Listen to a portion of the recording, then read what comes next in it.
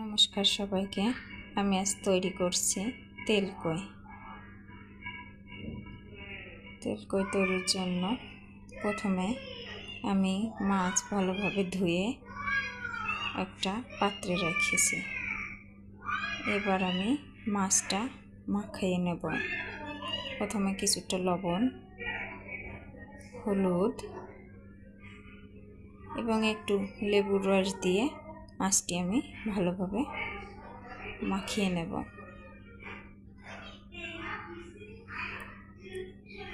তারপর একটা কড়াইয়ে তেল গরম করে এখানে আমি একে একে সবগুলো মাছ সুন্দর করে ভেজে নেব।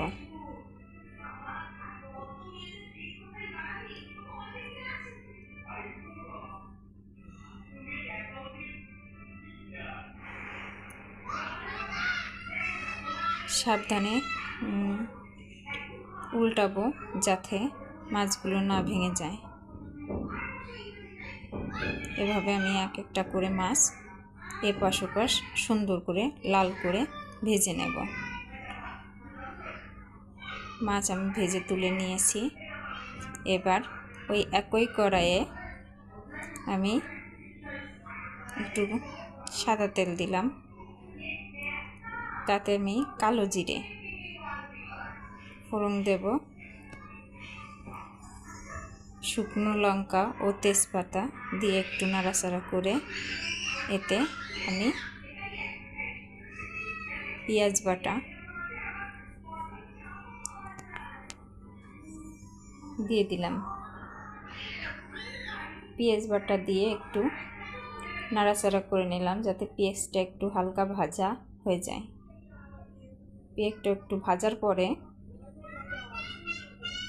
আদা রসুন বাটা দিলে টেস্টটা ভালো থাকে এবং ঘ্রাণটাও ভালো আসে। পেঁয়াজটা আমার ভাজা হয়ে গেছে। আমি এখন রসুন বাটা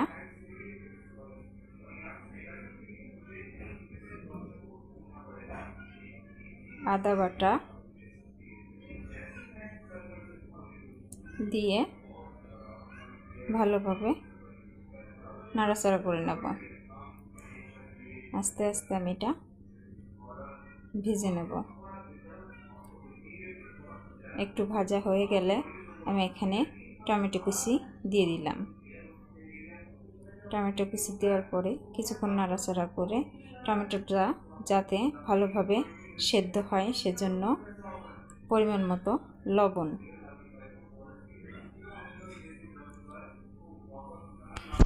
দিয়ে দিলাম, জিরের গুঁড়া,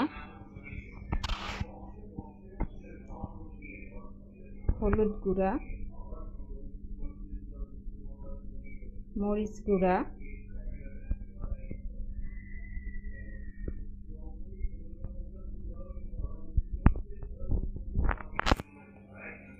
ও সামান্য পরিমাণে আমরা এখানে গোলমরিচের গুঁড়া দেব।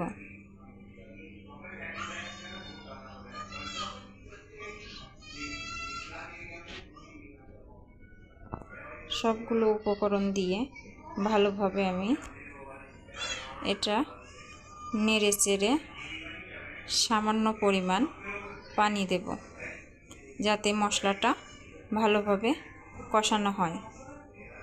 কষানোর জন্য আমরা এতে সামান্য পানি দিয়ে দিয়েছি।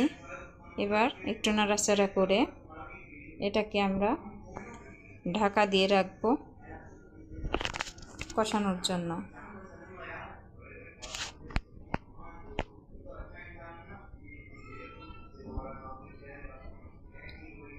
মশলাটা আমার প্রায় কষানো শেষ। যখন মশলা থেকে তেল ছেড়ে দেবে তখন বুঝতে হবে যে মশলাটা প্রায় কষানো হয়ে গেছে। দেখুন আমার মশলা থেকে তেল ছেড়ে দিয়েছে। আমার মশলাটা কষানো শেষ। এবার আমি ঝোলের জন্য যতটুকু প্রয়োজন পানি দিয়ে দেব।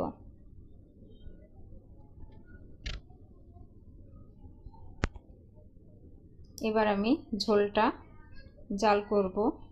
তারপর ঝোল যখন ফুটে উঠবে তখন আমি মাছগুলো ঝোলের মধ্যে দিয়ে দেব। তারপর আমরা কিছুক্ষণ এটাকে জাল করব।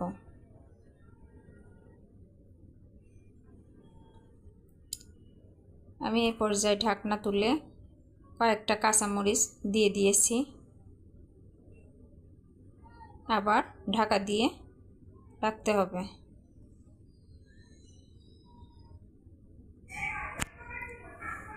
ঝোলটা প্রায় শুকিয়ে এসেছে। এখন আমি সামান্য একটু চিনি দিয়ে দিলাম।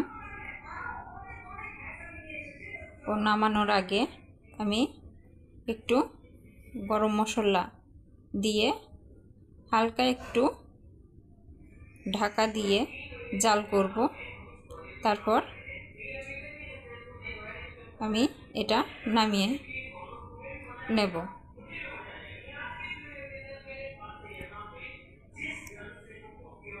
দেখুন আমার তেল কই রেডি, তৈরি হয়ে গেছে তেল কই। আশা করি এটা দেখতে যতটা সুন্দর হয়েছে খেতেও হয়তো সুন্দরই লাগবে।